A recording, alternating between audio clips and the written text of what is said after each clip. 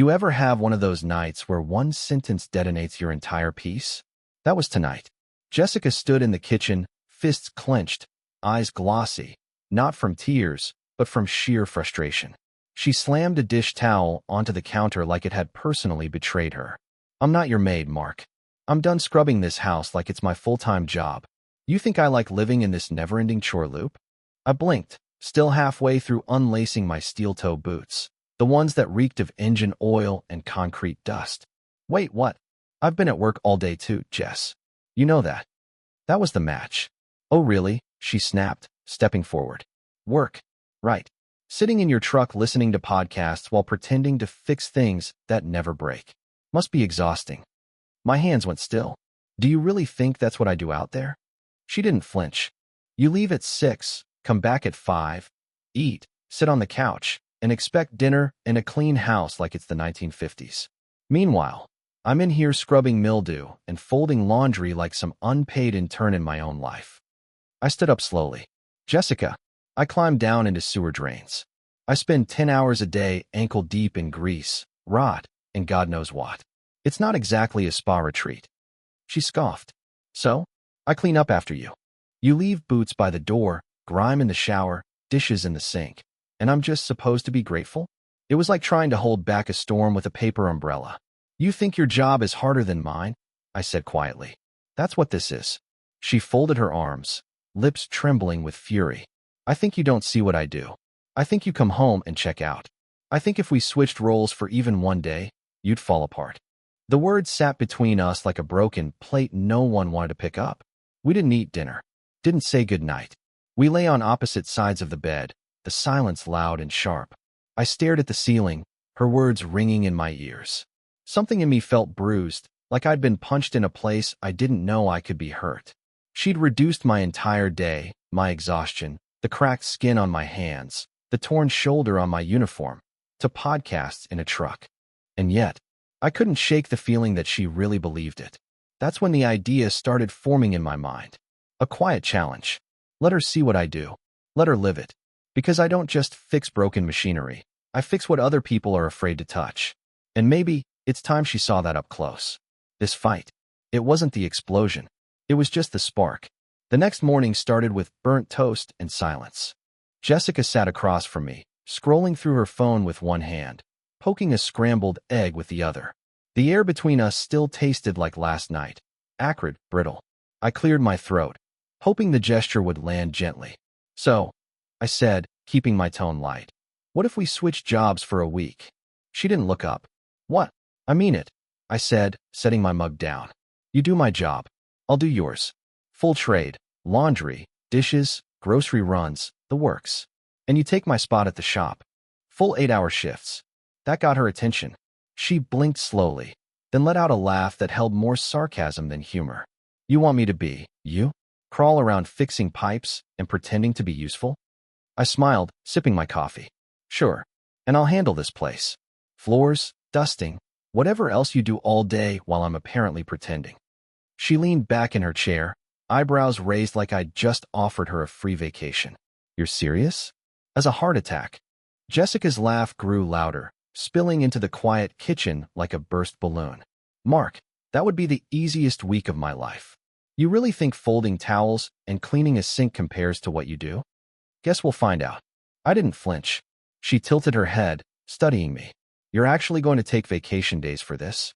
"Already put in the request," I said, lying smoothly. "I'd do it before lunch. If we're doing this, we do it right. Full immersion." She grinned, still not believing I was serious. "Fine. I'm game. But don't come crying to me when you ruin my good vacuum or mess up the whites. And don't blame me when your manicure gets eaten by an industrial drain cap," I said with a wink. It was almost playful now, almost. But underneath it all, something subtle shifted. A glimmer of tension in her eyes. Not fear, exactly, but maybe unease. Maybe it was the way I didn't laugh with her. The way I held my gaze steady. She finished her eggs, stood up, and dropped her plate in the sink. "You'll regret this," she said over her shoulder, smirking. I watched her walk away, my smile fading as the front door closed behind her. Because the truth was, I wasn't bluffing. Let her laugh now. Let her mock it. But I knew what was waiting for her on the other side of that gate. Carl's jokes, rusted valves, the weight of a harness digging into your back as you lower yourself into a pipe that stinks of rot and time. Work that doesn't care how tired you are, or how clean your hair looks, or whether you cried last night. And the more I thought about it, the more determined I became. This wasn't about revenge. It was about clarity. She'd called my life simple, my effort invisible, my value negotiable. But after this week, she'd know exactly what it meant to wear my name tag, and maybe, just maybe, remember why she married the man behind it. That afternoon, I drove Jessica to the yard. She showed up in yoga leggings and a North Face hoodie, clutching a coffee cup like it was a lifeline. I didn't say anything, just handed her a borrowed company jumpsuit, thick rubber gloves, and steel-toe boots 2 sizes too big. "Put these on," I said, nodding toward the restroom trailer. "You're gonna need 'em." She stared at the bundle like it had teeth. "Are we actually going to do something disgusting today?" I shrugged. "You said it was the easiest week of your life, remember?" Carl was already waiting by the maintenance trucks, grinning like a kid on Christmas morning. Carl was my coworker, a wiry guy with a mustache and a permanent sunburn, who loved 2 things: his job and watching other people underestimate it. "Morning, princess," he said with a wave. "You ready to meet the beast?" Jessica looked at me, blinking. "Did he just call me?" "You'll get used to Carl," I muttered. Eventually. The walk to the back lot felt longer than usual. Jessica tugged at the jumpsuit the whole time, wrinkling her nose as we passed stacks of rusted pipe and barrels marked with faded warning stickers. "So what's the big task?" she asked. "Change a tire? Empty a trash can?" Carl and I exchanged a look. I pulled open the heavy steel hatch behind the back warehouse and gestured toward the ladder descending into the industrial sewer pit. "This," I said, "is where we spend most of our Mondays." She peered down into the darkness, the reek hitting her like a slap. Her eyes watered immediately. "Oh my, what is that smell?" "Summer," Carl said with a grin. "And 10 years of bad decisions." Jessica gagged, backing up a step. "No. No way. Mark, that's inhumane." I folded my arms. "It's also clogged. Has to be cleared manually, or the runoff will flood the lot. We're the last line before this whole place stinks up the entire zip code." Carl tossed her a face shield. "You said easiest week, remember? This is Tuesday compared to some of what we do." She stood frozen, clutching the shield like it might save her. I could see the calculation behind her eyes. Pride versus disgust. Ego versus the growing realization that she'd stepped into something she couldn't Pinterest her way out of. "Is this legal?" she muttered. "Barely," I said. "But welcome to my office." The next 30 minutes were a symphony of gags, curses, and startled yelps as she tried, valiantly, I'll give her that, to do what we do. She lasted 7 minutes in the pit. Then she climbed back up, face pale, breathing hard, leaning against the brick wall like she'd just run a marathon. I offered her water. She waved it off. "I didn't think," she whispered. "I mean, I knew it was dirty, but it's okay," I said quietly. "You'll get used to it." But she wouldn't. Not really. Because for the first time, I think she saw it. Not just the grime and the weight and the smell, but the toll. The unglamorous backbone of the life we'd built together. She didn't say much on the ride home. Just stared out the window, silent. The jumpsuit was already stained beyond rescue. And I just drove. Silent too. Because this wasn't even the hard part yet. The next day, I deep cleaned our house like my life depended on it. And maybe, in a way, it did. I scrubbed baseboards, vacuumed behind furniture, wiped down ceiling fans, and organized the pantry alphabetically. I washed every towel and folded them into neat hotel-style stacks. Even the grout in the bathroom tiles sparkled when I was done. I steamed the carpets. I dusted the plants. By noon, the place looked like a magazine spread. And at 4:57 p.m., I positioned myself on the couch, freshly showered, calm, and sipping lemon water, just as Jessica's car pulled into the driveway. I heard the door swing open, then the telltale clomp of her boots across the hardwood. She didn't even make it to the kitchen before I caught the first whiff. She smelled like sewer death. Her boots left wet, muddy tracks through the entryway. Her jumpsuit was soaked, stained, and stuck to her legs like a second skin. She looked like someone who'd survived a natural disaster.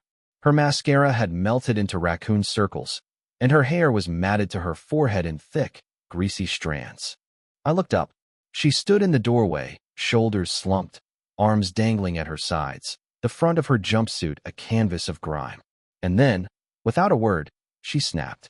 "You were supposed to clean the house," she shouted, voice raw. "That's your job this week." I blinked. Then slowly, very slowly, I let my eyes drift around the spotless living room. "The house is clean," I said evenly. "Didn't you notice?" She froze, looking around like she was seeing the room for the first time. The lemon-scented air, the gleaming floors, the towels folded on the back of the couch like showroom samples. Her jaw tightened. "You think this is funny?" "Nope." I leaned back, took another sip. "I think it's exactly what you expected from me, right? Just doing my part." She was still breathing heavy, her hands twitching at her sides. I could see it, the humiliation, the exhaustion, the disbelief battling with pride. Her eyes darted to the laundry basket, the gleaming countertop, the framed photos dusted and realigned. It didn't feel like victory. It felt like silence. "You have no idea what today was like," she muttered, turning away. "Probably not," I said. "But I'm sure you'll tell me." She didn't. She trudged toward the bathroom, boots squelching with each step, leaving a trail of black sludge in her wake. And I didn't move, didn't smirk, didn't say a word. Because for the first time since that dish towel hit the floor, I didn't have to prove anything. She was starting to see, not just the work, but the weight. And she wasn't laughing anymore. The shower ran for nearly 40 minutes. I stayed on the couch, pretending to read the mail while Jessica scrubbed herself raw behind a locked door. The scent of citrus and bleach still hung in the air from earlier, but now it mingled with the steam drifting out of the bathroom like fog before a storm. I could hear her in there, soft grunts, occasional coughs, a sharp yelp when, I guessed, she found another patch of grime she hadn't noticed. The kind that clings long after the job's done. I didn't offer to help. Didn't ask if she was okay. I just let the silence build. While she was in there, I grabbed my phone and called Carl. "How's the rookie?" he asked, clearly grinning already. "She lasted the shift." Carl gave a low whistle. "Longer than Sheila. She tapped out by lunch and spent the afternoon in my truck dry heaving into a paper bag." "She won't quit," I said, glancing down the hall. "Not yet." There was a pause. Then, quieter, "She gonna make it?" "I think she's trying to prove something," I muttered. "Trouble is, she's not sure what." Carl chuckled. "That's the worst kind of proving. That I was wrong and now I have to survive my own pride kind." "Exactly. You want her to quit?"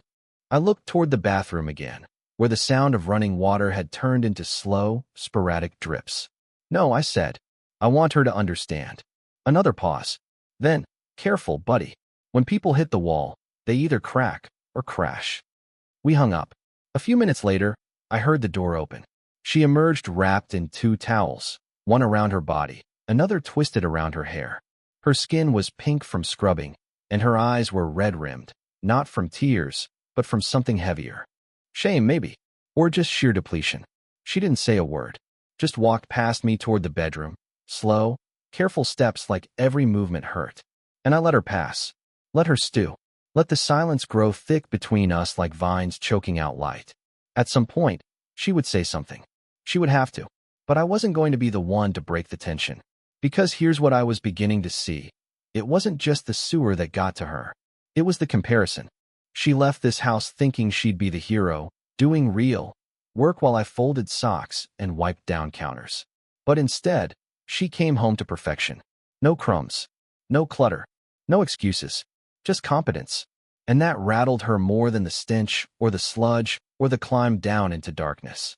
I poured myself a glass of water and glanced toward the closed bedroom door.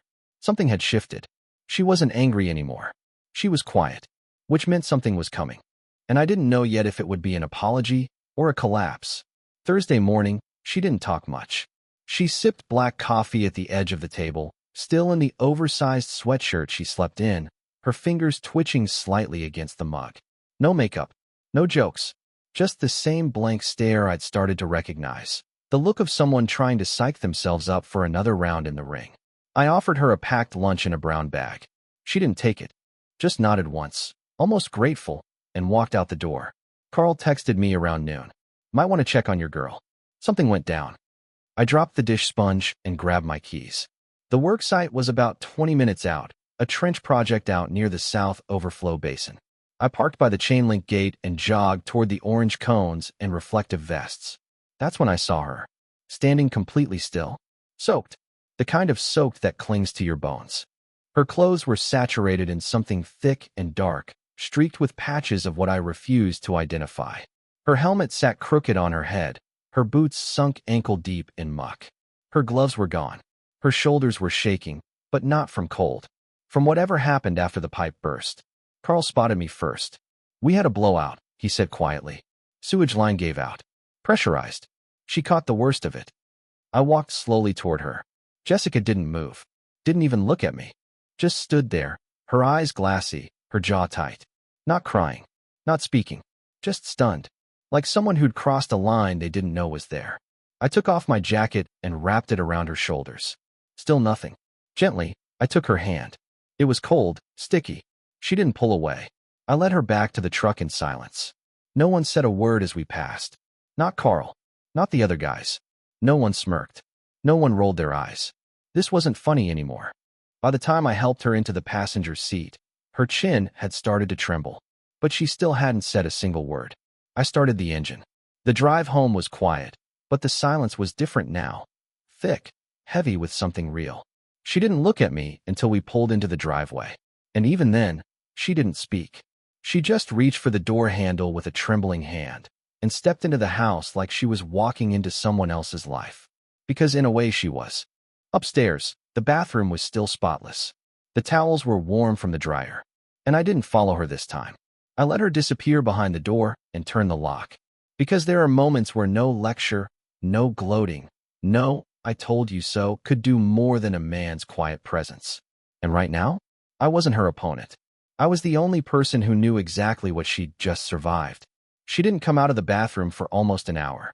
I sat on the edge of the bed, hands folded, listening to the soft sounds of water running, the occasional thump of something being dropped. Once, I heard a muffled sob, and that was when I knew.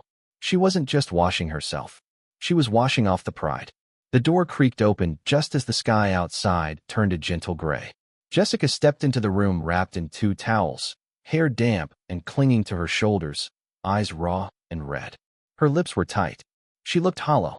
And then she sat down beside me, carefully, like her body still ached, and stared at her own bare feet for a long time. "I'm sorry," she whispered. The words were so soft I barely caught them. "I mean it," she continued. "I'm really deeply sorry." I didn't say anything. She pulled her knees up and wrapped her arms around them. "I thought I understood what you did. I thought you came home tired because you were dramatic. I thought I was the one holding everything together." Her voice cracked. But I had no idea. I didn't know work could feel like that. I didn't know your muscles could burn and your lungs sting and your pride just vanish like that. Still, I stayed quiet. She turned her head to look at me, tears now streaking down her cheeks. "I was wrong, Mark. About everything. You don't just work hard. You endure things for this family. For me." And I treated that like background noise. Like it didn't count because I couldn't see it. I nodded, slowly. "It's not about who has it worse." "I know," she said quickly. "It's about respect. And I didn't give you any." There it was. The moment I'd been waiting for. Not revenge, not humiliation. Just truth. "I didn't think I needed to understand your world," she went on, voice trembling. "But now I can't stop seeing it. Your cracked hands. The way your shoulders drop at the end of the day. The smell you try to scrub off before you hug me." I swallowed hard, looking at her. She reached out and gently took my hand. "If you want to be mad at me, I'll understand. If you want to make me finish the week, I will. But please know, I'm not the same person who threw that dish towel 2 nights ago." I studied her face. The shame, the surrender, the growth. And I saw the woman I married again, buried beneath pride, now clawing her way back with every ounce of humility she could muster. "I don't want you to finish the week," I said softly. "Not because you can't, but because you don't have to prove anything anymore." She let out a shaky breath and nodded. "Then let me help from now on. Not because I'm the wife, but because I'm your partner." I pulled her into my arms. She melted there, sobbing quietly into my chest, and I held her the way I hadn't in weeks. And in that moment, there was no sewer, no resentment, no war over whose work mattered more. Just 2 people, exhausted, but finally equal. That's the end of the story. If this resonated with you, let me know what part hit hardest. And hey, Don't forget to like, subscribe, and share this with someone who might need to hear it. See you in the next story.